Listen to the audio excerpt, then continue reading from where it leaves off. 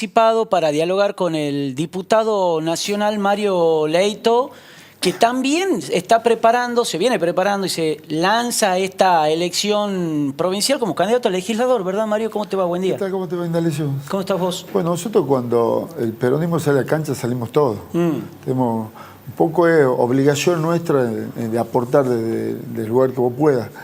Y bueno, obviamente el espacio que se llama Multiplicar Lealtad, que viene trabajando en la capital hace 9 años ya, está listo también para salir a cancha, así que ahí iremos con un equipo grande de compañeros, dirigentes territoriales, un armado más que interesante para dar la batalla del 14, ¿no?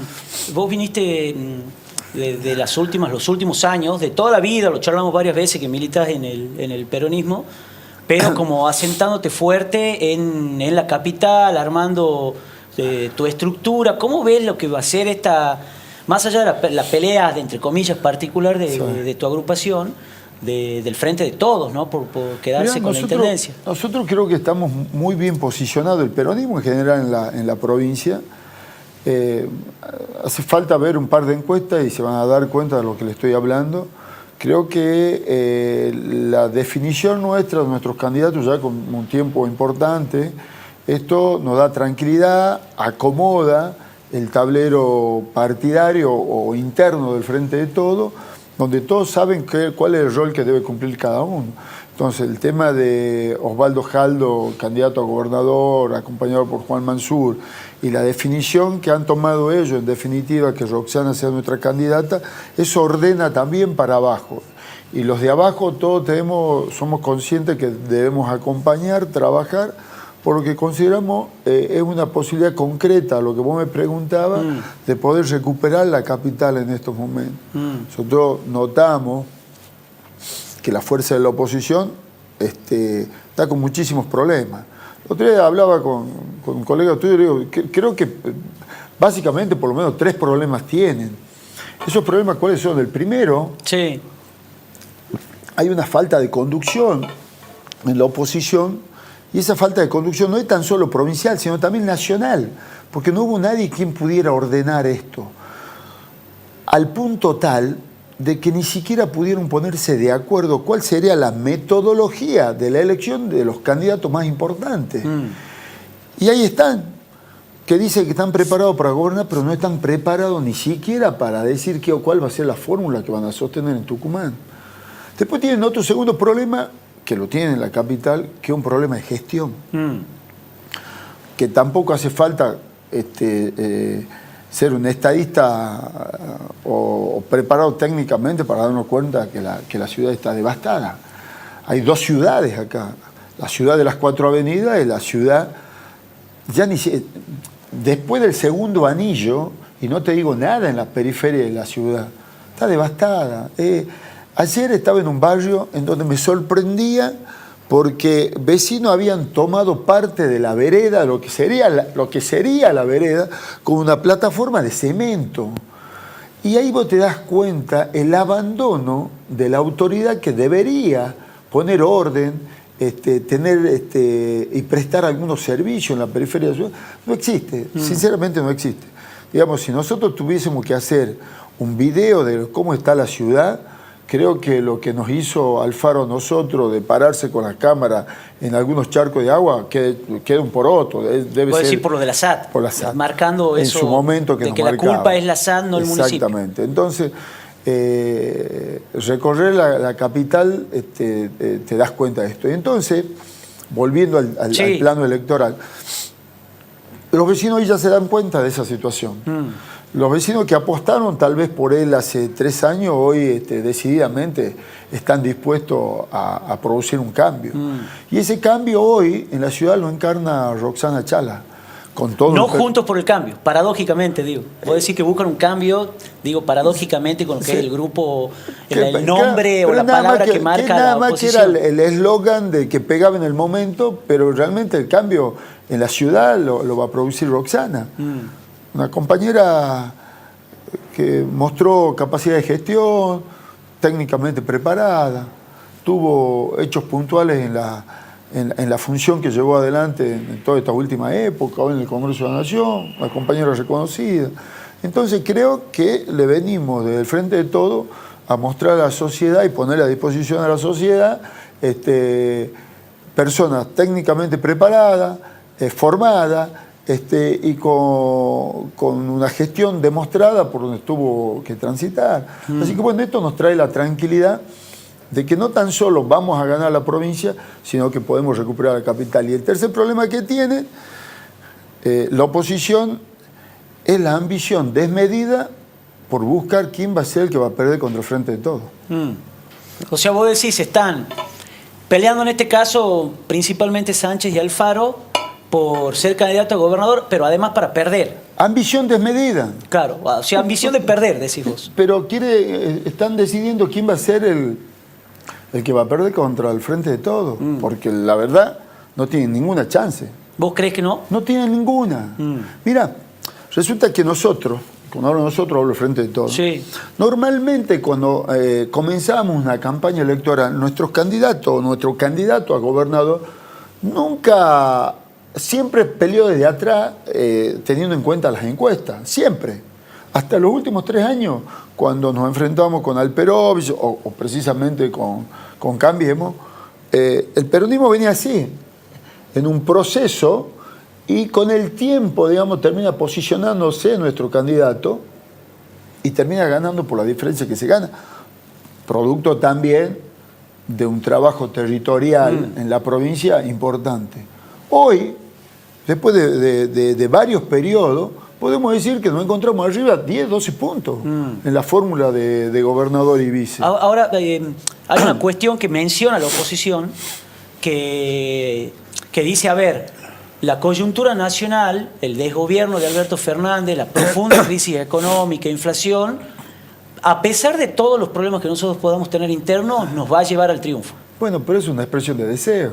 En la práctica acá no se da, porque estuvieron en situaciones mucho mejores que esta. Y sin embargo, el problema no es ese, el problema son ellos en Tucumán. Ese es el problema. La ambición del que yo tengo que ser. Y esa ambición del yo tengo que ser, que desde algún punto es muy buena, en otras situaciones muy mala. Porque están demostrando a la sociedad que ni siquiera se pueden poner de acuerdo ellos para armar una fórmula.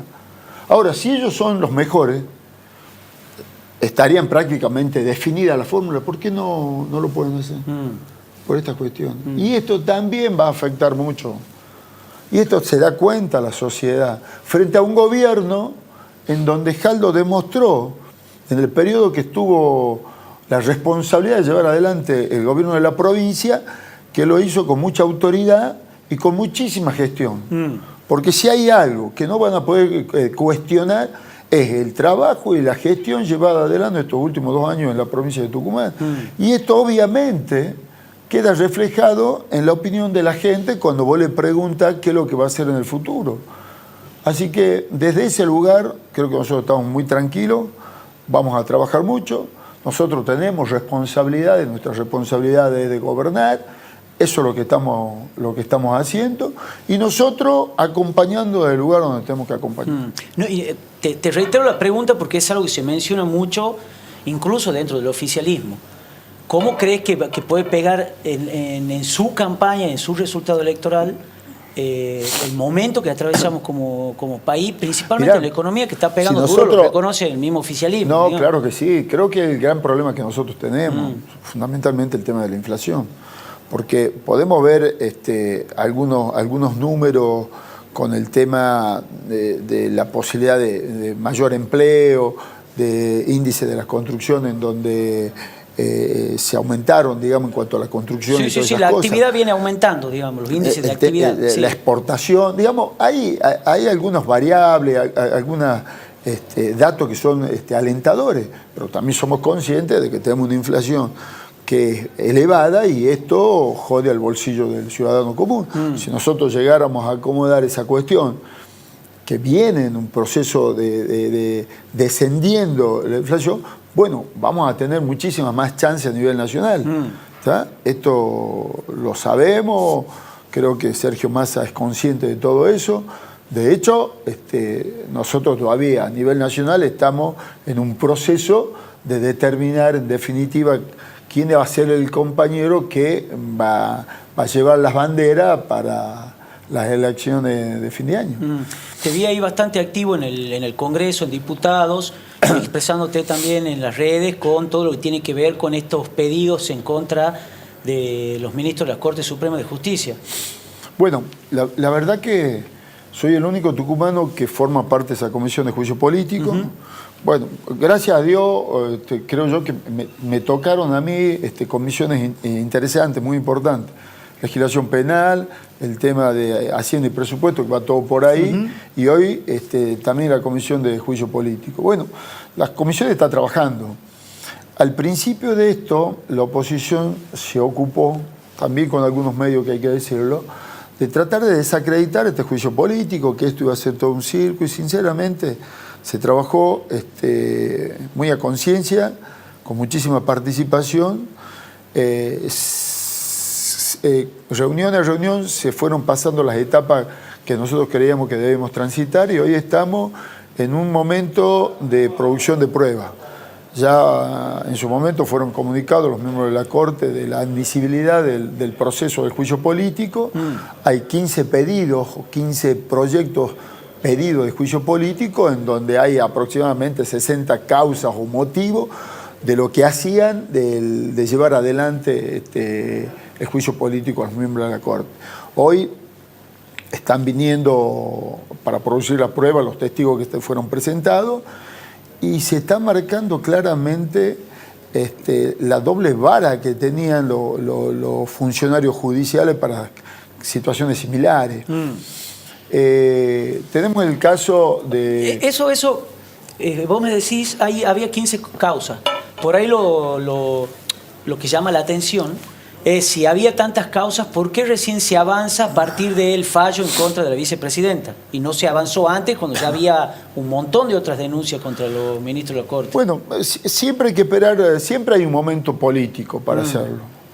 Y esto, digo, un momento político porque es un juicio político, no es un juicio ordinario. El juicio político que persigue claramente la destitución de los miembros de la Corte. Después se verá si existen causales por las cuales se lo tengan que llevar a la justicia por cualquier otra circunstancia o hecho. Pero bueno, este fue el momento. Cambiemos concretamente los diputados que responden a Lilita Carrió, también presentaron un pedido de juicio político a uno de los miembros de la Corte. Lo que te quería decir es lo siguiente, la doble vara de la justicia con el tema de utilizar determinados elementos de prueba en contra del juicio que le llevaron adelante a Cristina, como las escuchas ilegales, que en ese momento decían que las escuchas tenían un valor como prueba, pero resulta que de pronto lo que nosotros escuchamos hace muy poco de funcionarios del municipio de la Ciudad Autónoma de Buenos Aires con el secretario del miembro de la Corte, cuando se filtraron esas escuchas, ahora obviamente el mismo juez dice que son ilegales. Es decir, que para una situación esas escuchas son legales y en otras circunstancias esas escuchas son ilegales. Bueno, de esto hemos encontrado muchísimo. Cada vez que se sienta un testigo da prueba de la relación política entre los miembros de la Corte y Cambiemos. Esto está quedando demostrado. Hay muchísimos testigos. Este proceso se va a seguir. No sabemos la fecha todavía de cuándo podemos llegar a concluir, porque después que vengan todos los testigos, lo que se va a hacer un dictamen para llevar esto al recinto. Y en el recinto los diputados tomarán posición con relación a esto. Si esto pasa, recién va al Senado. Nosotros no juzgamos, nosotros hacemos todo el proceso de investigación. Se le quiere llamar así, una como suerte de fiscales. Exactamente. Y esto después pasará al Senado, si hay el número necesario, para que el Senado en definitiva trate la remoción o no de los miembros de la Corte.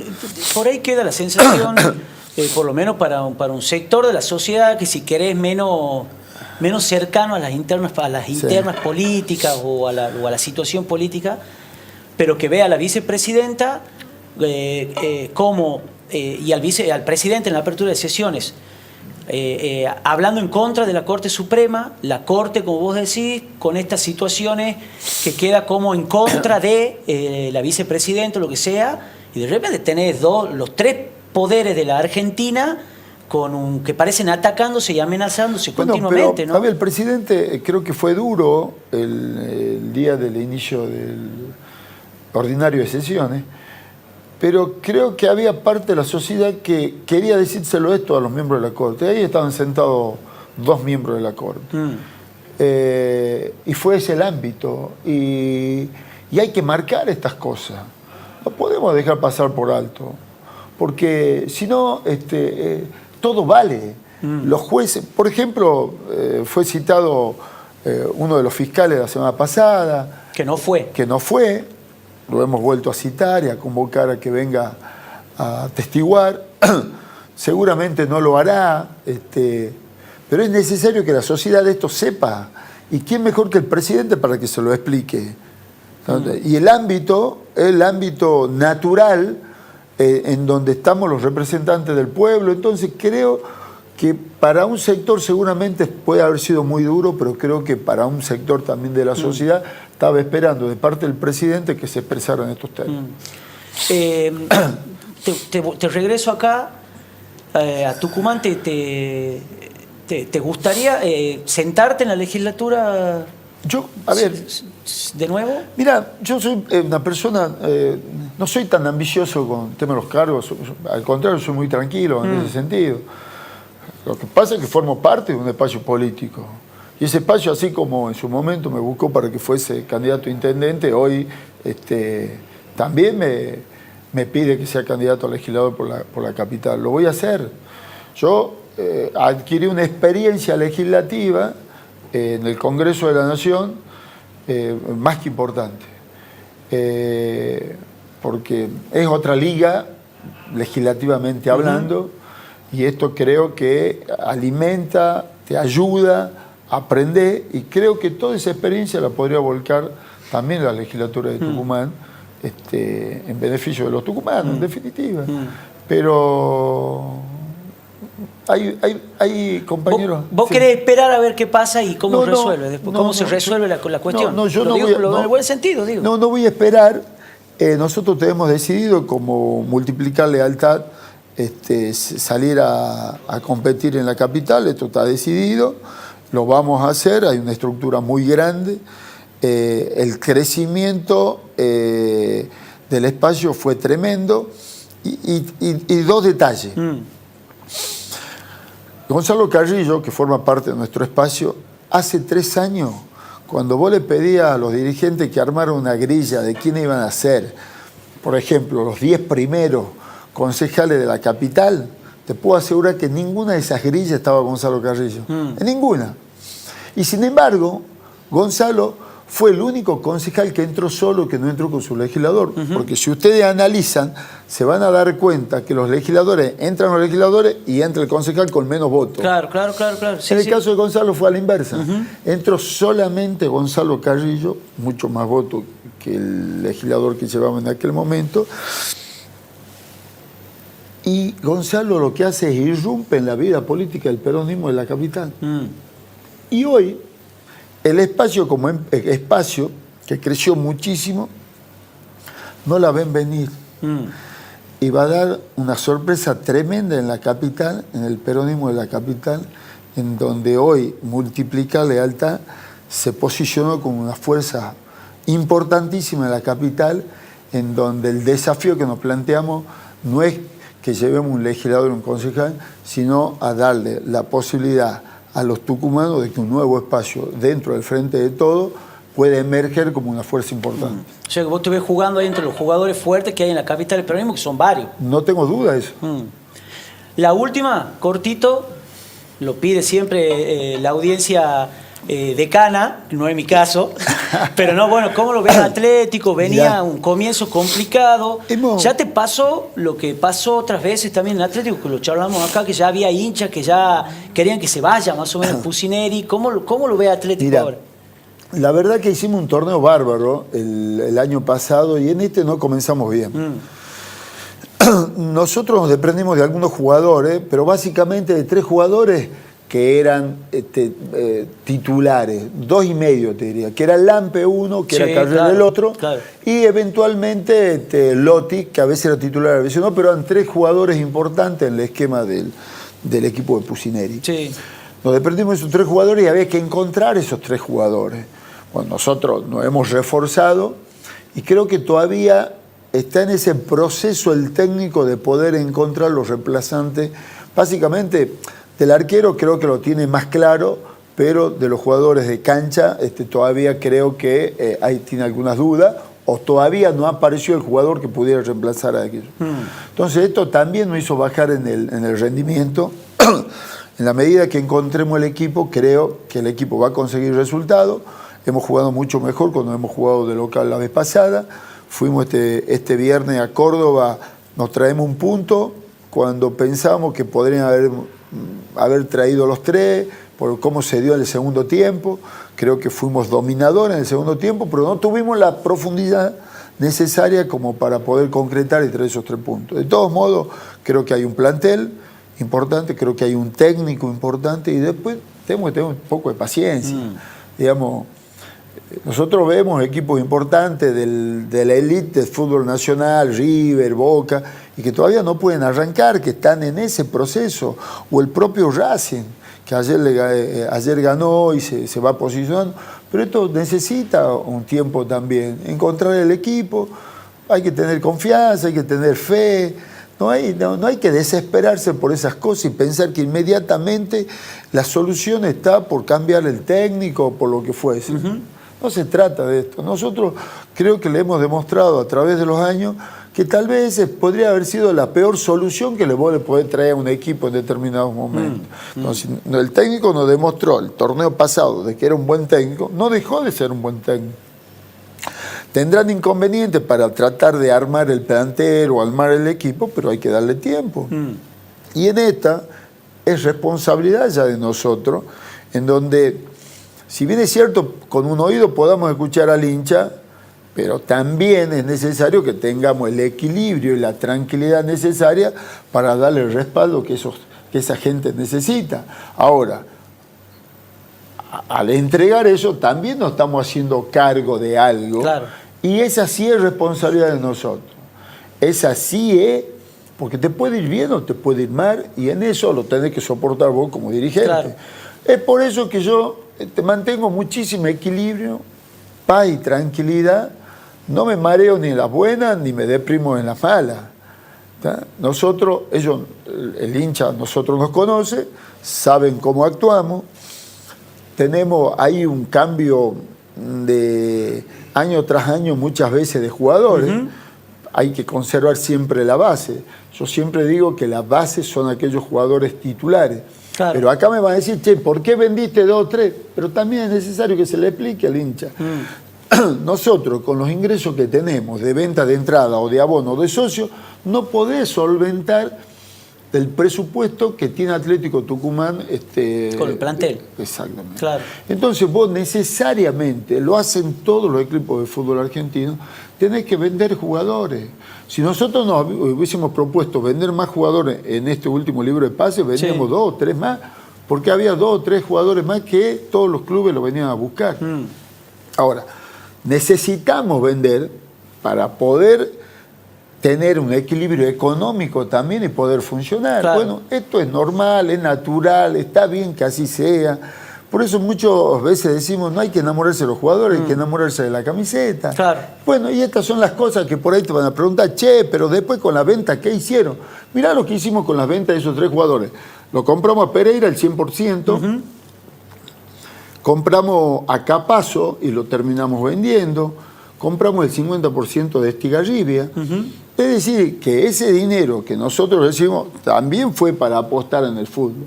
Y después de eso, y las obras de riego en el complejo, hemos hecho una inversión muy importante en el albergue de los chicos de divisiones inferiores.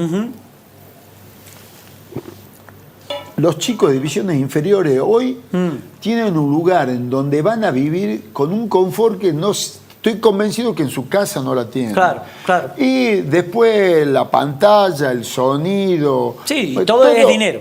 Todo es dinero. Todo es dinero. Entonces, creo que el momento de Atlético Tucumán, desde hace muchísimo tiempo, de equilibrio económico, eso está garantizado. Gracias, diputado, muy amable, ¿no? Muchísimas Gracias por la gracias. visita, que Gracias. esté bien. Hablábamos con Mario Leito, diputado nacional, candidato a legislador en por la sección Capital. Gaby, seguimos con vos.